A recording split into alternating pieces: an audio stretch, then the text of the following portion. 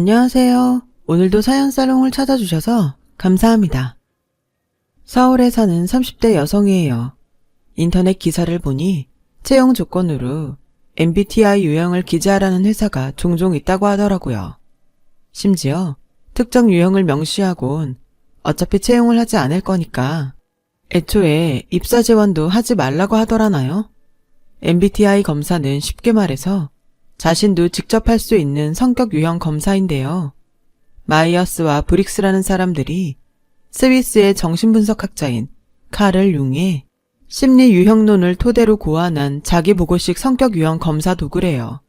쉽고 간편하여 학교, 직장, 군대 등에서 광범위하게 사용되고 있고요. 수검자를 16가지 심리 유형 중에 하나로 분류하고요.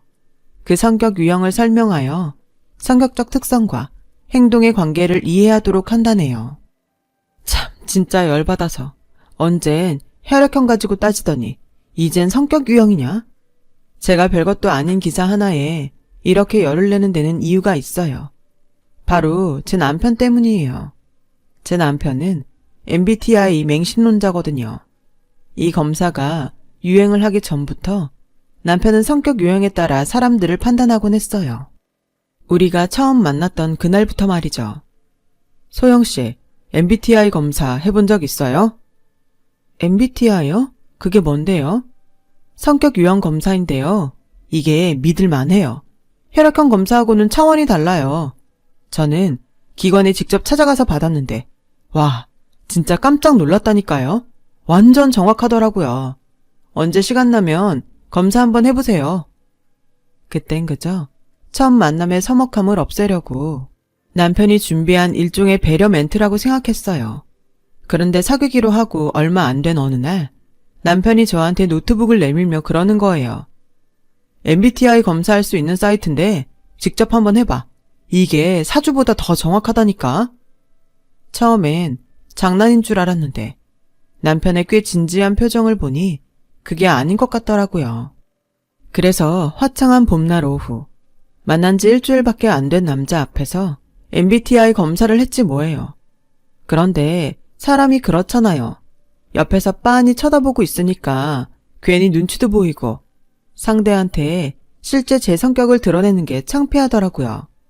그래서 남편 눈치를 살피며 검사를 했는데 ESTJ가 나온 거예요. 성격 유형 중 엄격한 관리자의 유형으로 주변 상황을 판단해서 명확하고 증명이 가능한 확실한 사실에 근거하여 사고하는 경향이 있다고 하더라고요. ESTJ? 나랑 똑같네? 뭐냐? 사랑하면 닮는다더니 우린 성격도 똑같잖아? 솔직히 네가 INFP 나올까봐 엄청 걱정했어. 왜? 그건 안 좋은 거야?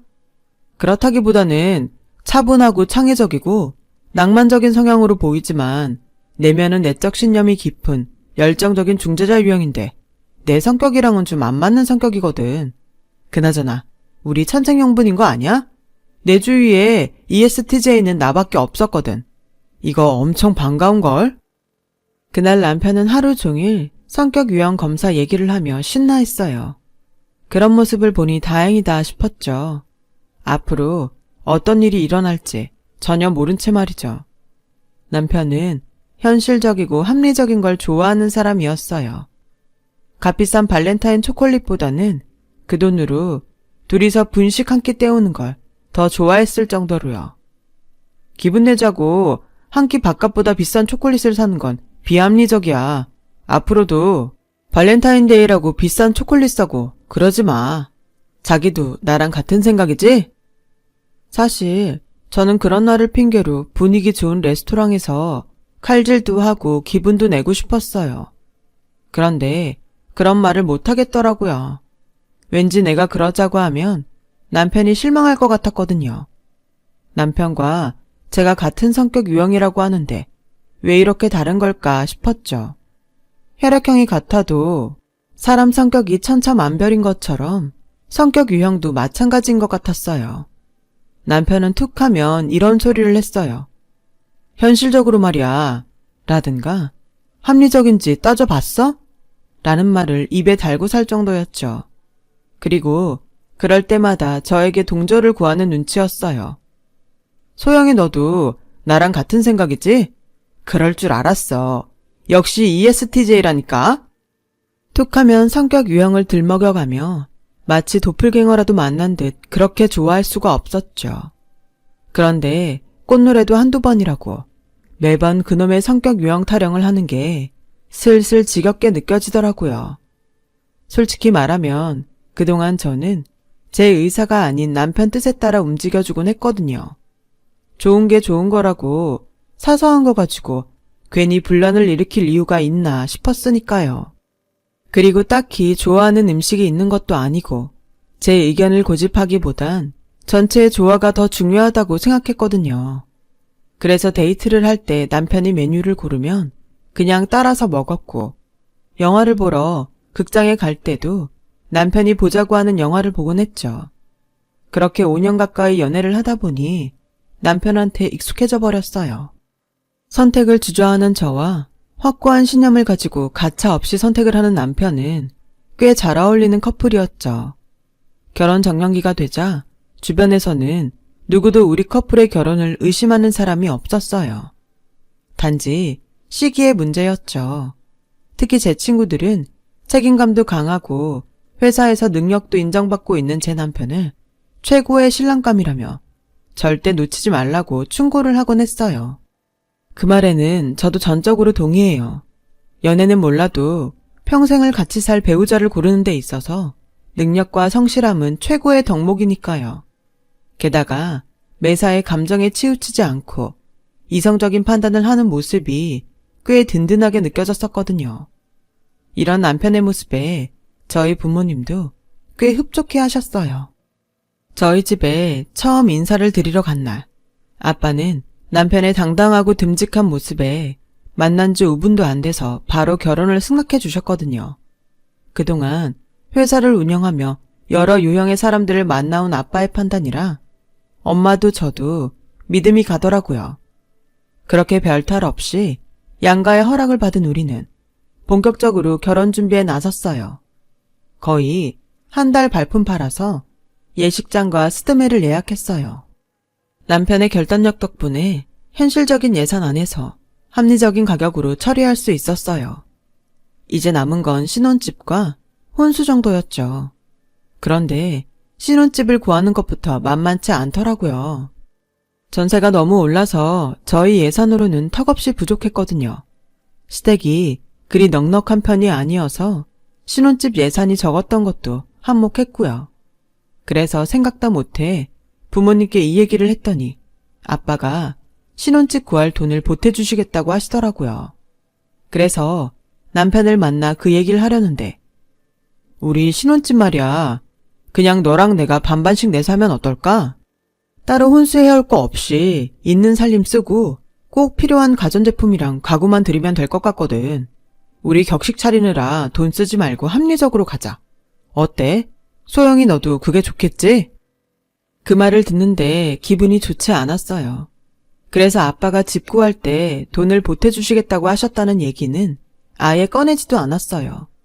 애초에 상견례를 할 때 시부모님께서 신혼집은 시댁에서 맡겠다고 하셔서 예식장이랑 스드메 준비할 때 대부분 지출을 저희 집에서 했거든요. 그런데 이제 와서 반반 부담에 집을 구하자고 하니 왠지 손해본 기분이 들더라고요. 그렇다고 어차피 같이 살 집인데 돈 몇 푼 가지고 얼굴 붉히는 것도 그래서 참았지만 기분은 별로였죠. 집에 돌아와 엄마한테 그 얘기를 했더니 결혼 준비를 하다 보면 그런 일은 비일비재하다며 우리가 형편이 더 나으니까 그냥 좀 더 내는 걸로 하자시며 저를 달래주셨어요. 그런데 제가 정말 기분이 나빴던 이유는 따로 있어요. 까짓 돈 조금 더 낼 수 있죠. 그런데 남편의 행동을 가만히 보면 자기 유리한 대로 상황을 이끌면서 상대적으로 손해를 본 저한테 조금도 미안해하거나 고마워하는 게 없다는 거예요. 이 모든 상황을 그저 자신의 합리적 선택 혹은 이성적 판단으로 치하하고 끝난다는 거죠. 그런 일들이 하나 둘 쌓여가다 보니 사귈 때 남편의 장점이라고 생각했던 부분이 점점 단점으로 부각되더라고요. 아무튼 쉴 새 없이 몰아치듯 준비를 한 끝에 저희는 무사히 결혼식을 마치고 신혼생활을 시작했어요. 남편 뜻대로 집은 양쪽이 반반 부담해서 20평대 전셋집으로 했고, 살림은 냉장고와 세탁기, TV, 소파 정도만 구입을 했고, 침대부터 그릇 등 나머지 살림은 전에 쓰던 물건들로 채웠어요.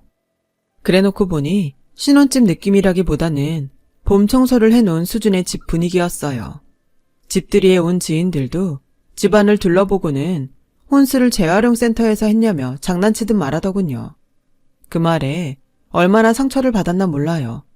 그런데도 남편은 괜히 허세를 부리고 살기보다는 내실을 따지는 게 더 현명한 거라며 역시나 이번에도 자신의 합리적인 선택에 만족했어요. 부끄러움은 오롯이 저의 몫이었고요.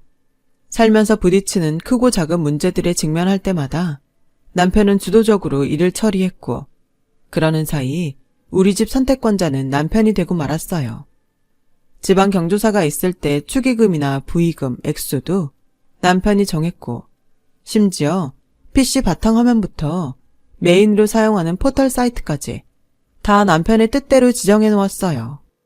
우리 집 어디에도 내 의견이 반영된 부분은 없었죠. 심지어 자식 계획에 관해서도요. 아이? 나도 갖고 싶지. 근데 지금 애를 낳으면 이래저래 손해라니까? 한창 일해야 할 나이에 당신은 경력 단절이 되는 거고. 그러면 나 혼자 생활을 감당해야 하는데 그러자면 지금처럼 살 수 있겠어? 돈 들어갈 때 많아졌는데 벌어들이는 돈은 줄었으니. 안 그래? 애 낳고 바로 복직한다 쳐. 그때는 자기가 더 힘들어지는 거야. 애 보랴 직장 다니랴. 거기다 살림까지. 너무 가혹하다고 생각하지 않아? 그래서 말인데 합리적으로 생각하자. 둘이 가열차게 일해서 기반 좀 닦은 다음에 애는 30대 중반쯤 낳자. 그때 되면 경제적 기반도 어느 정도 다져질 테고. 그럼 당신이 직장 그만두고 살림이랑 육아만 해도 큰 무리는 없을 것 같거든. 어때? 자기도 동의하지?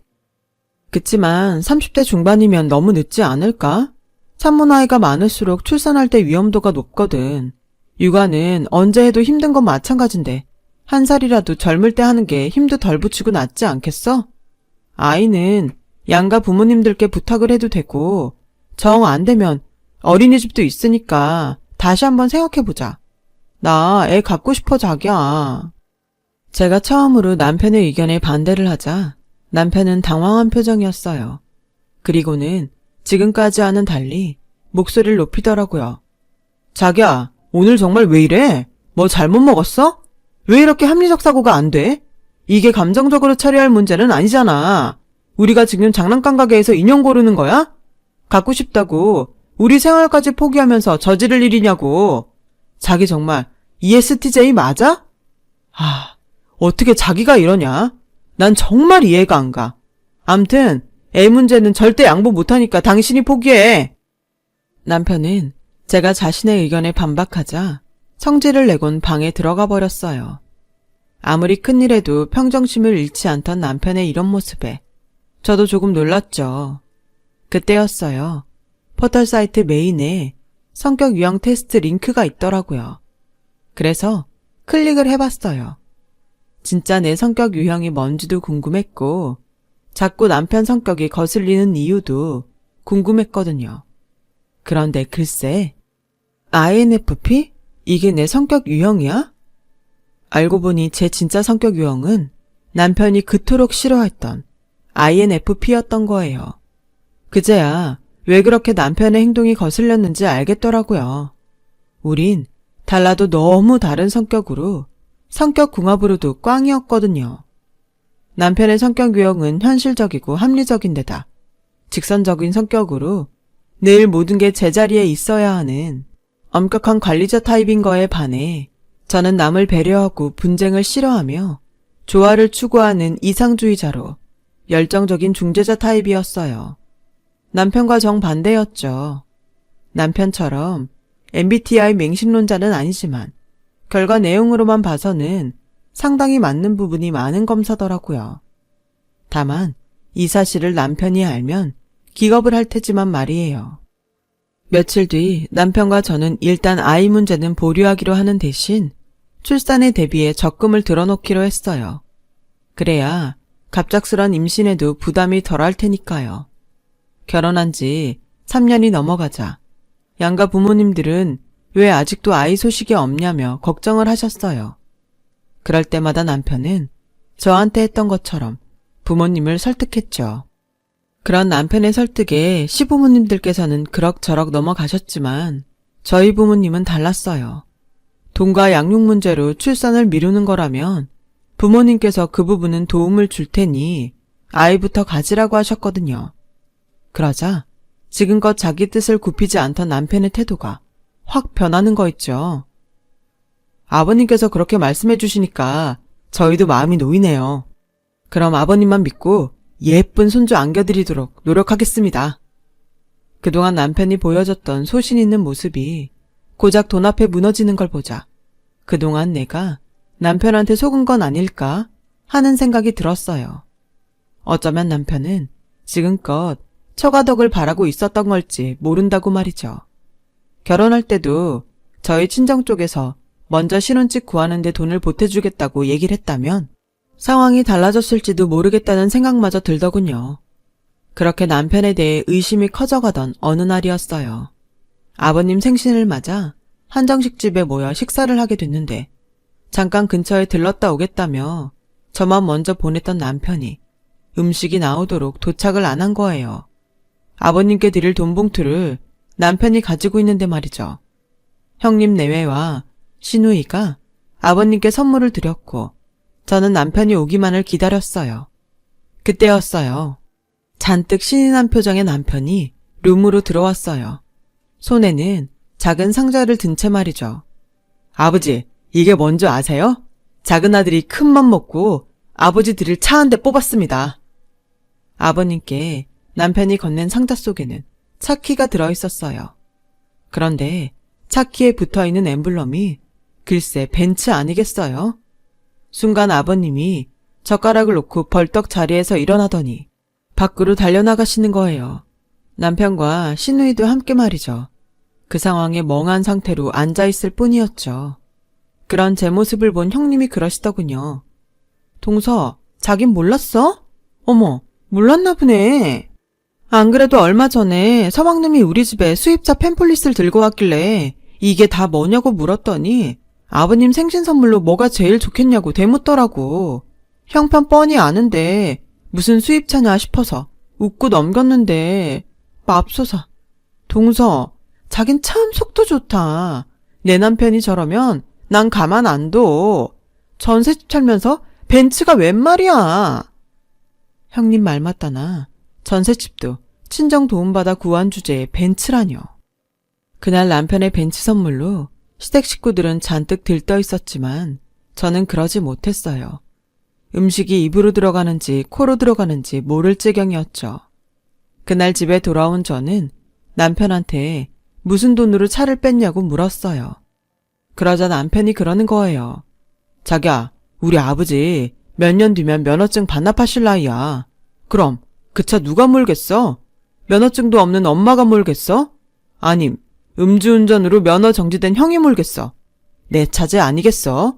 기왕 선물 드리는 거 기분 좋게 드리고 몇 년 뒤에 찾아오면 되잖아. 어차피 우리 차도 바꿔야 되는데 얼마나 합리적이야.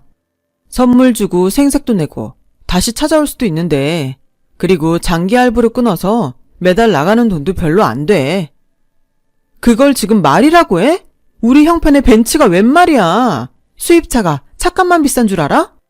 유지비는 또 얼마나 나가는데 부품 하나 고장나봐 수백씩 깨지는 건 일도 아니야.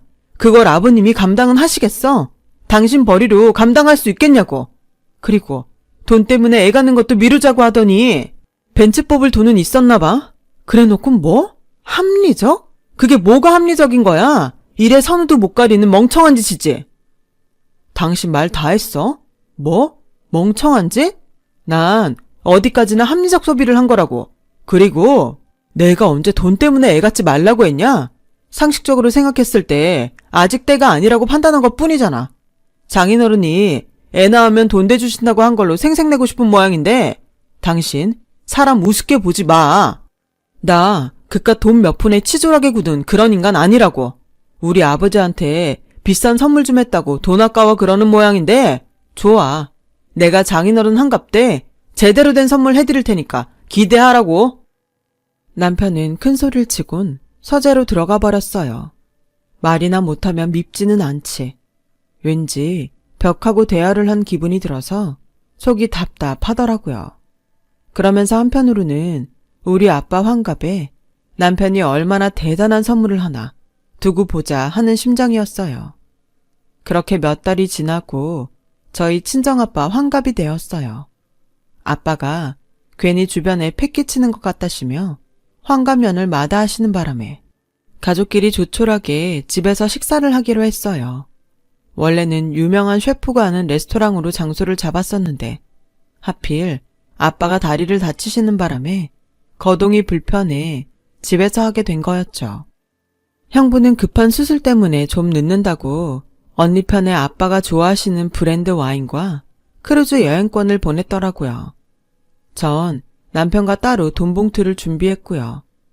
남편은 엄청난 선물을 준비했으니 기대하라며 잔뜩 바람을 잡아놓고는 연락도 없이 오지 않더라고요. 그래서 막 전화를 하려는데 남편이 숨을 헐떡이며 들어오지 뭐해요. 그리고는 갖은 생색을 다 내며 저희 아빠한테 선물을 내밀었어요. 그런데 그게 글쎄 막걸리지 뭐예요. 꼴랑 막걸리 2통을 내밀면서 남편은 일장연설에 가까운 생색을 냈어요. 아버님, 이게 전주에서 유명한 막걸리 명인이 만든 건데요. 이건 돈 주고도 못 구하는 거예요. 제가 지인을 통해 겨우 2통 받아왔다니까요.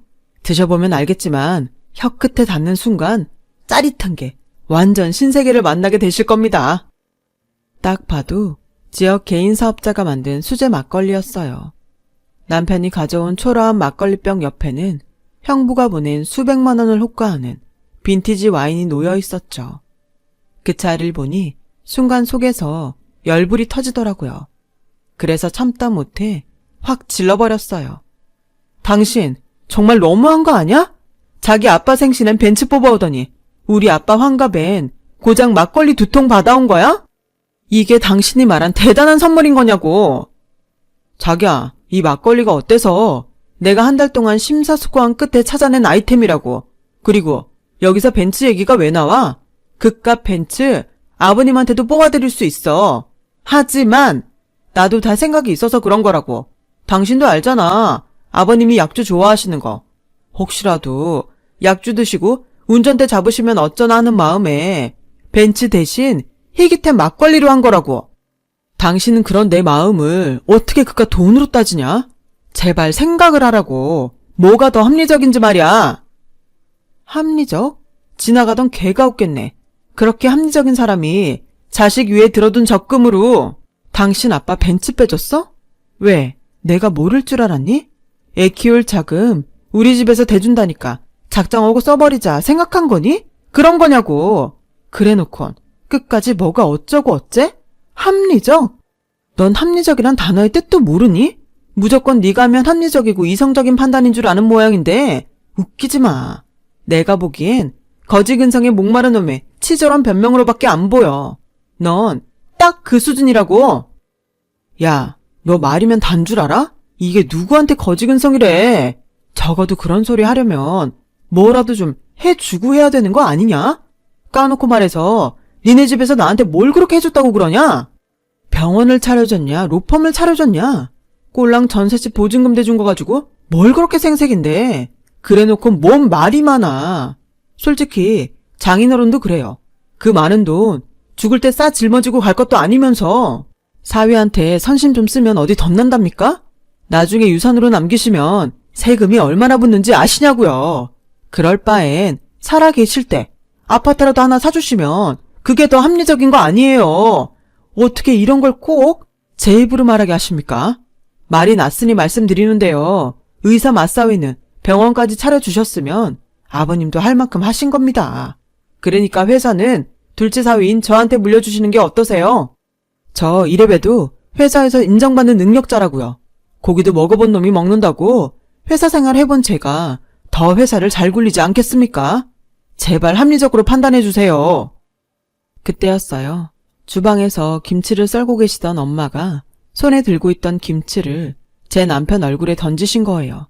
그리곤 버럭 소리치셨어요. 에라이 썩을 놈아. 그걸 지금 말이라고 하냐? 네 장인 환갑에 꼴랑 막걸리 2통 들고 와서 회사를 내놓으라고? 아주 칼도 안 들고 강도짓을 하려고 드는구나. 어떻게 이런 놈을 사위라고 들였는지 내 발등을 찍고 싶다. 장모님, 아무리 그래도 그렇지 어떻게 사위 얼굴에 김치를 던져요? 그리고 막걸리 선물이 어때서요? 제 딴엔 아버님 생각해서 준비한 선물인데 너무하신 거 아닙니까? 그러자 얼굴이 벌겋게 달아오른 아빠가 말씀하셨어요.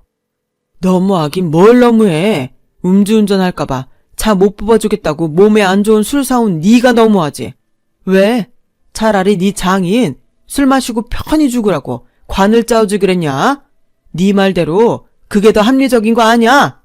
어디서 되지도 않는 주둥이질로 건방을 떨어.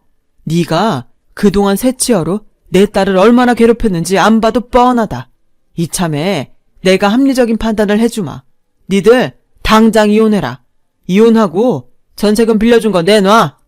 네가 벤츠 빼느라 쓴 돈 중에는 내 딸이 번 돈도 들어있으니 그 돈도 다 토해내고 니들 결혼식 치를 때 들어간 돈도 딱 절반으로 나눠서 계좌로 붙이도록 해. 어때? 이 정도면 합리적이지? 더는 네 놈 꼴도 보고 싶지 않으니까 당장 내 집에서 나가! 아빠는 남편을 집에서 내쫓았어요. 그리고 얼마 뒤 우리는 이혼을 했어요. 아버님한테는 내가 용서를 빌게. 그러니까 이혼은 없었던 걸로 하자. 현실적으로 생각해봐.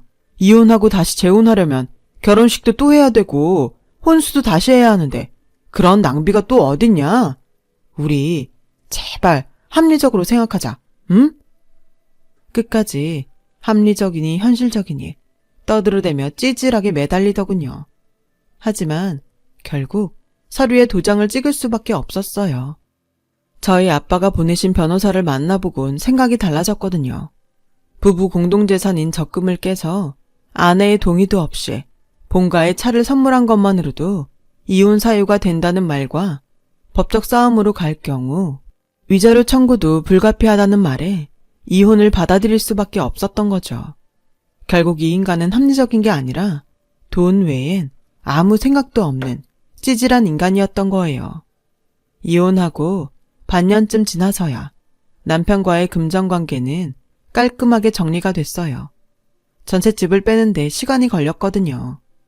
저는 현재 친정에서 살고 있고요. 부모님께 죄송해서 따로 집을 구해 살려고 했는데 아빠가 걱정된다시며 집으로 들어오라고 하셨거든요. 이제 연세도 있으셔서 두 분만 집에 계시는 게 적적하시다고요. 들리는 소문에 의하면 남편은 재혼을 핑계로 주변에 부탁해 여자를 만나러 다니는 모양이었어요.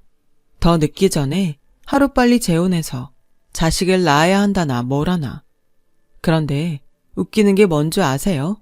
조건으로 절대로 ESTJ는 안 된다고 그랬다나 봐요. 전처인 저한테 하도 대여서 그런다는데 웃음이 나더군요. 문제는 성격 유형이 아니라 옹졸한 자신 때문이란 걸 모르나 봐요. 그 인간은 언제 철이 들런지. 소신이 아니라 믿고 싶은 것만 믿고 보고 싶은 것만 보는 중에 정작 소중한 걸 놓치는 그 모습이 참 우습더군요. 제 사연을 들어주셔서 감사드려요.